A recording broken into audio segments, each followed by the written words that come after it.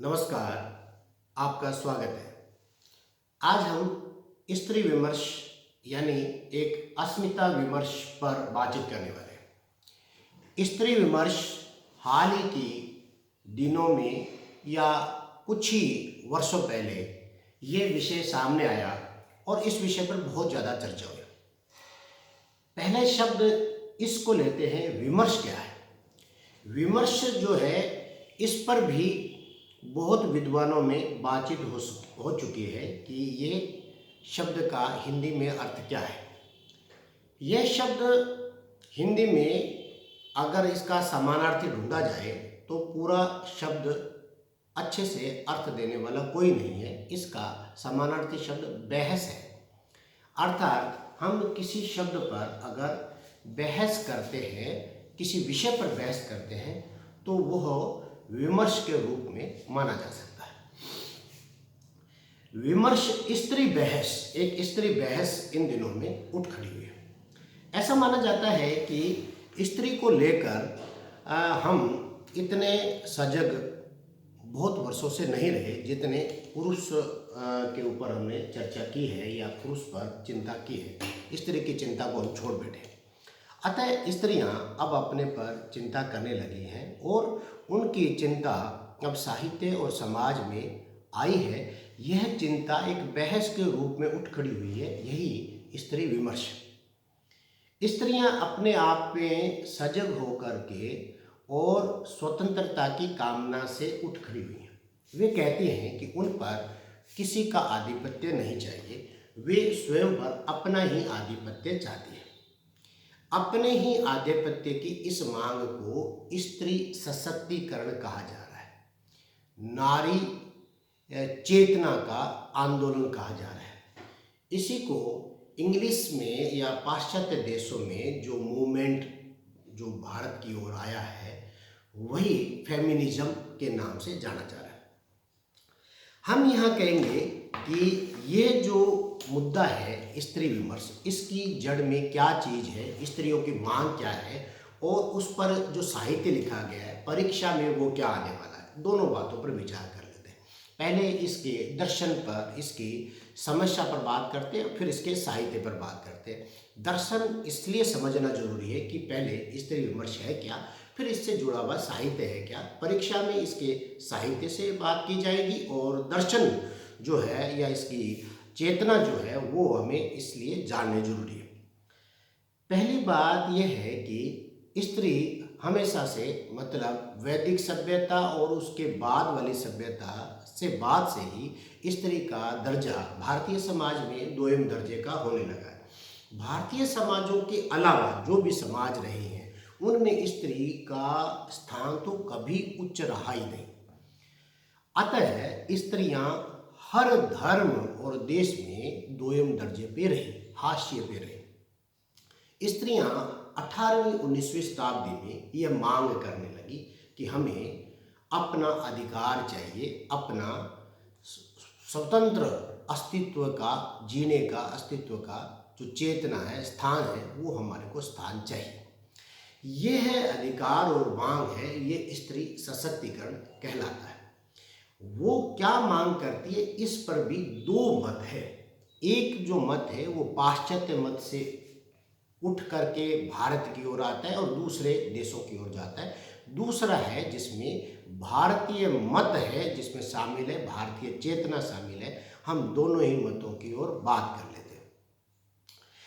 पहले मत की ओर जिसमें हम बात करते हैं कि पाश्चात्य मत शामिल है, वो ये कहती है कि स्त्री और पुरुष का विभेद प्राकृतिक है, मतलब प्रकृति ने ही हम दोनों को अलग अलग बनाया है और अब ये भेद कभी मिटने वाला नहीं है। अतः स्त्री और पुरुष कभी भी बराबरी के दर्जे पे नहीं आ सकते। जैसे संतान उत्पत्ति, मासिक धर्म, गर्भ धारण करना और अन्य ऐसी बहुत सी चीजें जो स्त्री को प्रकृति ने दी है और इसी कारण स्त्री कमजोर है और पुरुष उसका फायदा उठाता आया है। अतः जब तक गर्भ स्त्री के शरीर से बाहर धारण करने की व्यवस्था उत्पन्न नहीं हो जाती, तब तक पुरुष स्त्री पर शोषण करता ही आएगा। इसी कारण स्त्री कहती है कि पुरुष के साथ उसका सामंजस्य कभी बैठ ही नहीं पाएगा। अतः जो पाश्चात्य विचारधारा से उठा ये आंदोलन है, वह कहती है कि हमको विवाह, परिवार और समाज जैसा कोई बंधन नहीं चाहिए। हम भी जैसा पुरुष यौन स्वतंत्रताएं चाहता है, उसी तरह की यौन स्वतंत्रताएं वह भी चाहती है, और किसी बंधन में बंध कर किसी मर्यादा और लज्जा के भार को वो ढोना नहीं चाहती। हम स्वतंत्र जीवन ही जीना चाहते। एक मत तो यह है। दूसरा मत, जिसका मूल भारतीय विचारधारा से उठ कर के आता है, वह विचार ये कहता है कि स्त्री और पुरुष एक दूसरे के पूरक हैं और विवाह, समाज और परिवार उस दोनों के मिलाने के लिए जरूरी चीज है। वह स्त्री कहती है कि बच्चे और परिवार अगर किसी स्त्री के न हो तो उस स्त्री की अपूर्णता ही रह जाएगी। उसके लिए पति भी चाहिए और पिता भी और बच्चे भी चाहिए। अतः वह पुरुष को बिल्कुल धकिया कर, पुरुष को अलग छोड़ करके जीना नहीं चाहती। वह चाहती है कि वह पुरुष जो उसके साथ शोषण करता है या उसके आगे बढ़ने में कहीं अड़ंगा लगाता है, वह केवल सुधर जाए और उसको उसके अपने हक दे दिए जाए। वह ये नहीं चाहती कि उससे उसका मातृत्व पैदा करने का, मातृत्व का सुख ले लिया जाए, गर्भ धारण का हक छीन लिया जाए। वह माता होने को ही सबसे बड़ी नेमत मानती है। इसीलिए भारतीय जीवन में और समाज में माता के कारण ही उसको सबसे ऊंचा स्थान प्राप्त है और वह उस स्थान को तो कदापि छोड़ने को तैयार नहीं है। वह ये मानती है कि कोई स्त्री जिसका बच्चा नहीं है, जिसका परिवार नहीं है, जिसका पति नहीं है, वो एकल रहती है, उसका कोई जीवन नहीं हो सकता। वह परिवार में ही रहना चाहती है, बच्चे के साथ ही रहना चाहती है, बिना बच्चे के अकेले नहीं रह सकते। अतः ये दो मत हमारे सामने आते हैं। दूसरा मत है, वो कहती है कि हमारे विभेद का कारण प्राकृतिक नहीं है, सामाजिक है। हम समाज के कारण ही ऐसा शोषण भोग रहे हैं और समाज अगर ठीक हो जाता है तो हमको फिर कोई दिक्कत नहीं है। अब आगे बढ़ते हैं। साहित्य में ये विचार जो विमर्श के रूप में आता है, तो यहाँ पर भी दो मत सामने आते हैं। एक है कि साहित्य में जो लेखन किया जाएगा उस लेखन में स्वानुभूति का मत है और दूसरा सहानुभूति का मत है। स्वानुभूति के मत के जो पैरोकार हैं वो स्त्रियां हैं या उनके समर्थन में कुछ पुरुष भी हैं। वो ये मानते हैं कि जिसने दर्द को भोगा है वही दर्द को ठीक से बयां कर सकता है। अब स्त्रियों ने ही जिस पीड़ा को शिद्दत से महसूस किया है, स्त्रियां ही उस दर्द को लिख सकेंगी। अतः स्त्री लेखन जो साहित्य में आ रहा है उसको पुरुष को कोई हक नहीं है। अब शुरू से ही स्त्री का लेखन, स्त्री चेतना का लेखन साहित्य में पुरुष करता आया है और स्त्रियां अब उसको कहती है कि रुक जा भाई, तू रहने दे, तेरे से ना हो पाएगा, ये काम हम लिखेंगी क्योंकि तेरे में वह अनुभव करने की शक्ति ही नहीं है, उस पीड़ा को महसूस करने का हृदय ही नहीं है, वो दिल ही नहीं है। अतः जिसने भोगा है वही लिखेगा। ये स्वानुभूति का एक पक्ष है। जाके पैर न फटे बिवाई, सो क्या जाने पीर पराई। ये इस पक्ष के मत वाले लोग हैं। इस पक्ष के कुछ लोग क्या क्या कहते हैं उसके पक्ष में मैं कुछ बातें पढ़ देता हूँ। ये लोग कहते हैं कि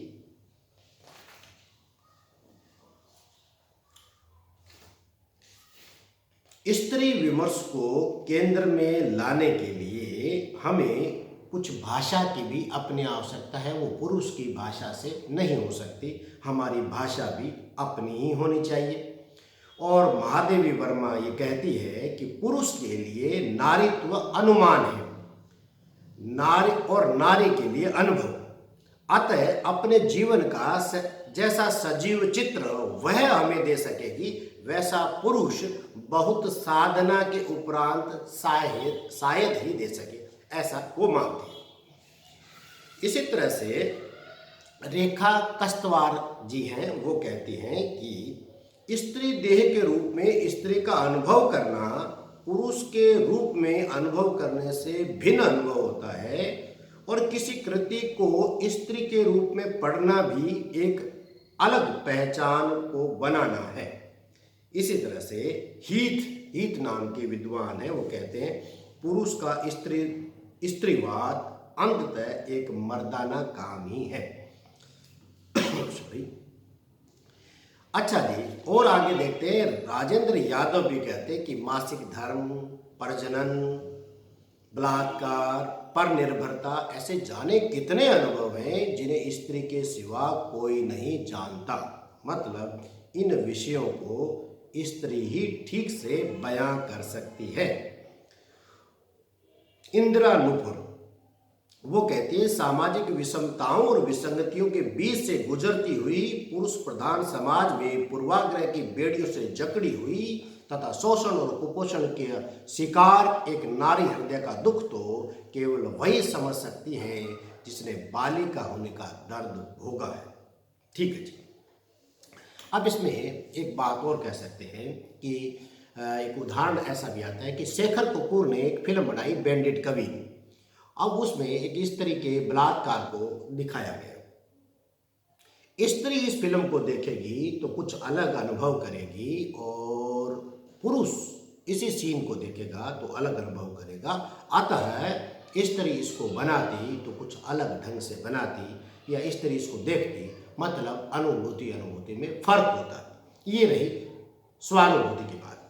अब आते हैं साहब दूसरे पक्ष पर। एक है सहानुभूति का पक्ष। वो कहता है कि जिसने दर्द भोगा हो वही लिख सकता है, ऐसा कोई जरूरी नहीं है। जो महसूस करता है अनुभूति के द्वारा भी, कोई भी वैसा व्यक्ति जो कवि हृदय रखता हो वह भी काव्य लिख सकता है।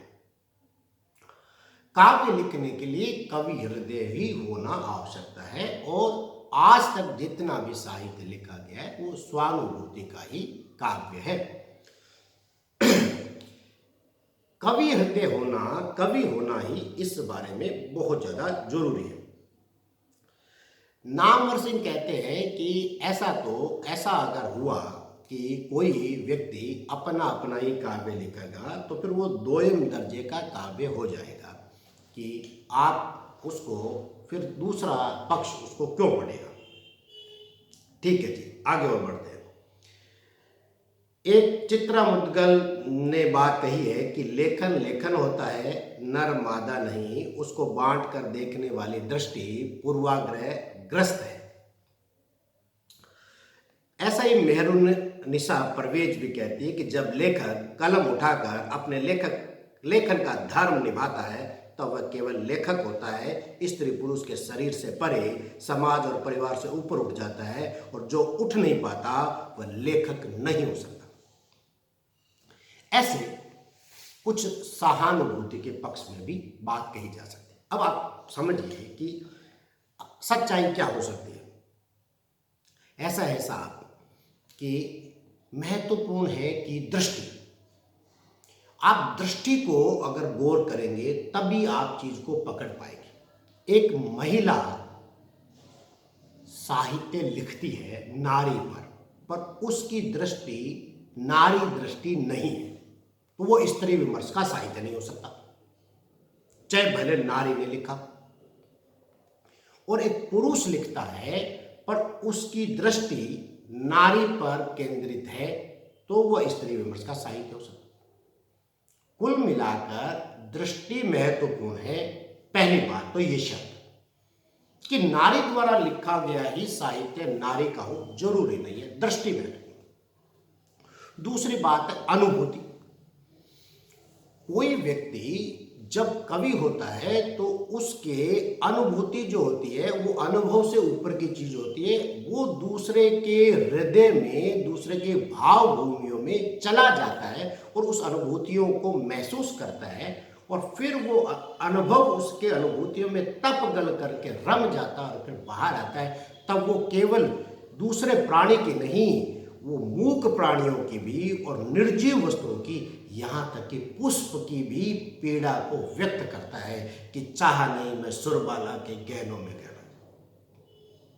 ये बात होती अनुभूति की। तीसरी बात है कि वो व्यक्ति पीड़ा भोगता है तो लिख देता है, ये जरूरी नहीं है। पीड़ा कोई भोगता है तो भोगता ही लिखने वाला हो जाए तो फिर तो सारे वही लिखने लगेंगे। कवि होना जरूरी है और कवि होने के लिए जो 3 शर्तें हो सकती है क्षमा करें, वो वही है प्रतिभा, अभ्यास, व्युत्पत्ति अगर उसके पास है तभी वो कवि होने का क्षमता रखेगा। और कवि होगा तो वो लिख देगा, वो पीड़ा न भोगी हो तो भी लिख देगा। और नहीं होगा तो केवल अनुभव करने से, अगर ऐसा हो जाए तो फिर बालक कहेगा मैं तो अपनी पीड़ा मैं ही लिखूंगा, तो मेरी पीड़ा नहीं लिख सकते। बाज कहेगी कि मैं पीड़ा मैं ही लिखूंगा, इसका मतलब बाज की पीड़ा लिखने के लिए किसी को बाज होना जरूरी होगा क्या? पशु पक्षियों की पीड़ा तो फिर आप लिख ही नहीं पाओगे, फिर तो उनकी पीड़ा कभी भी समाज में नहीं आ पाएगी। और जो मूक है, ऐसे प्राणी या किसी की वाणी नहीं है, जो गूंगा है, उसकी पीड़ा कभी नहीं लिख पाएंगे, क्योंकि वो पीड़ा, या जो अनपढ़ है, निरक्षर है, जो कागज पत्थर लिख नहीं पाता, उसकी पीड़ा कौन लिखेगा? इसका मतलब वृद्ध कहेगा मैं अपनी पीड़ा लिखूंगा, किसान कहेगा मैं अपनी पीड़ा लिखूंगा, तुम कौन होते हो? जिसने भोगा वही लिखेगा। ये तो वितंडावाद चल गया साहब, ऐसा नहीं हो सकता। लेखन करने वाला अलग चीज है, पीड़ा भोगने वाला अलग चीज है। इन दोनों को मिक्स करना जरूरी नहीं है। कभी कभार ऐसा होता है कि जो भोगता है वो अच्छा कवि भी होता है और वो लिख भी डालता है, ये संयोग की बात। ये हुई स्त्री विमर्श की बात, इसको हम स्त्री विमर्श कहेंगे। और इस बहस को अब साहित्य में लिया गया। मूल बात हमको ये समझ में आनी चाहिए कि कोई भी व्यक्ति साहित्य लिख सकता है, इसमें कोई विवाद की बात नहीं है। अगर हम विवाद करते हैं तो इसका मतलब है कि हम भी साहित्य में एक स्पेस चाहते हैं, एक रिजर्वेशन चाहते हैं कि मेन स्ट्रीम में हमारा कोई स्थान नहीं आ रहा है, तो हम एक अलग सा एक और बनाया, एक वर्ग बनाया और उसमें घुस गए और इधर नाम नहीं आ रहा तो इधर नाम आ जाए। अगर आपका साहित्य अच्छा है, अगर स्त्री का लेखन है तो पुरुष उसको क्यों पढ़े? और अगर स्त्री ने जर्नल लिखा है तो पुरुष पढ़ेगा, तभी पुरुष सुधरेगा। तो मुझे भी तो सुधरना है, तो इसका मतलब ऐसा लिखा जाए। और शुरुआत के जो लेखन थे स्त्रियों के लिए वो पुरुषों ने ही प्रारंभ किए थे, ये आपको जानना चाहिए। तो ये स्त्री का साहित्य हुआ, ये दर्शन की बात है।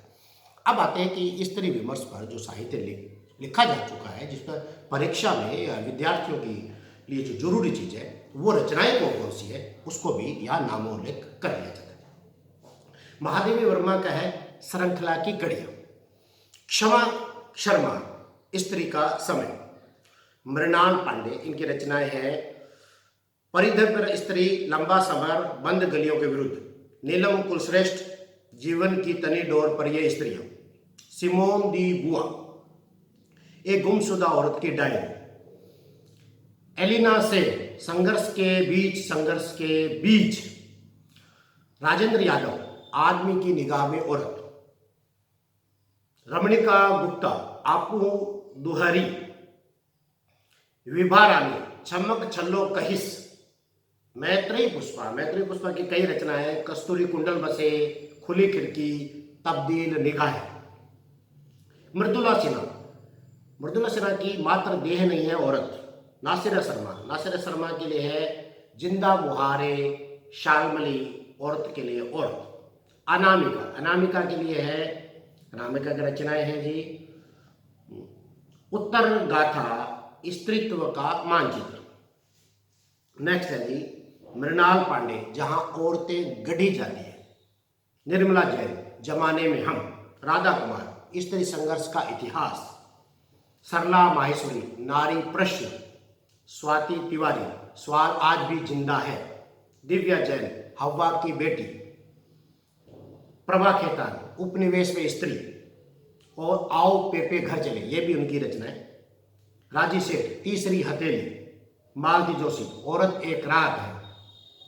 सारा राय, अलाबील की उड़ान। सुधीश पचौरी, नारी देह के प्रश्न। तस्लीमा नसरीन, औरत के हक में। मन्नू भंडारी, एक प्लेट शैलाब। कृष्णा सौती, डार से बिछुड़ी, सूरजमुखी अंधेरे के। चंद्र किरण सोनरेक्षा, वंचिता। पद्मा सचदेव, बूंद बावड़ी। कुसुम अरोड़ा, जो कहा नहीं गया। Virginia Woolf, A room of one's own. On Stuart Mill का है द सब्जेक्शन ऑफ वीमेन। ये कुछ ऐसी रचनाएं थी जो स्त्री विमर्श की रेखांकित कृतियां हैं, मुख्य कृतियां हैं, महत्वपूर्ण कृतियां हैं। इसके अलावा भी बहुत सारी रचनाएं हैं, इनको विद्यार्थियों को पढ़ना चाहिए। ये स्त्री विमर्श और स्त्री का लेखन। इसी के साथ आज के लिए नमस्कार।